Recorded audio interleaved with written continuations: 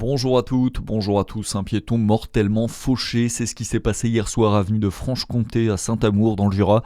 Un choc violent. Malgré l'intervention des secours, la victime n'a pas pu être sauvée. Le conducteur de la voiture, en état de choc, a dû lui aussi être pris en charge. On ignore encore précisément les circonstances de ce drame, la part de responsabilité. Une enquête est en cours.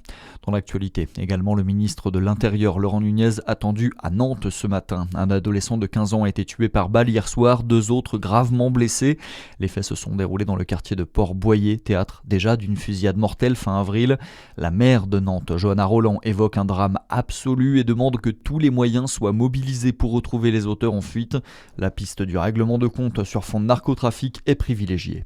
Un important dispositif de sécurité déployé en Lozère. Des centaines de personnes tentent d'installer une free party dans le nord du département.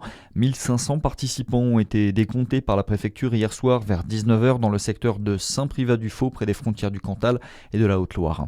Une bonne nouvelle pour la biodiversité. Dans le Jura, 4 petits lynx qui avaient été recueillis par le centre Athénas ont pu être relâchés dans la nature. Équipés de colliers GPS, ils vont pouvoir être suivis à la trace et apporter des informations précieuses sur leur mode de vie et leur réinsertion dans le milieu sauvage. Une opération qui est amenée à être reproduite dans le futur. Et puis on passe au sport, le football, les dernières journées nationales pour Dijon. Ce soir, un match sans pression pour le DFCO qui est assuré de monter en Ligue 2 la saison prochaine. Leader indétrônable, c'est une soirée qui va permettre de célébrer le titre de champion de national, mais aussi les joueurs qui vont tirer leur révérence et jouer pour la dernière fois sous le maillot dijonnais. C'est le cas notamment de Lenny Montfort et d'Ismaël Diallo. Et quelle que soit l'issue du match, le club sera mis à l'honneur demain à l'hôtel de ville de Dijon, une réception ouverte au public à l'hôtel de ville. Joueurs, staff et supporters sont attendus pour célébrer ce titre de champion de national, Manal El Maïba. Et oui, la réception débutera samedi à 11h dans la salle des états de l'hôtel de ville de Dijon. Le trophée de champion de national sera présenté au public. Des posters seront distribués à l'entrée. Les supporters pourront ensuite faire dédicacer leurs affiches par les joueurs après les prises de parole.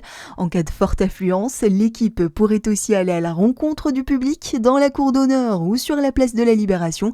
Pour la ville, cette réception doit permettre de saluer le parcours du DFCO et de partager ce retour en Ligue 2 avec les Dijonnais. Le DFCO à domicile face à Orléans au stade Gaston Gérard.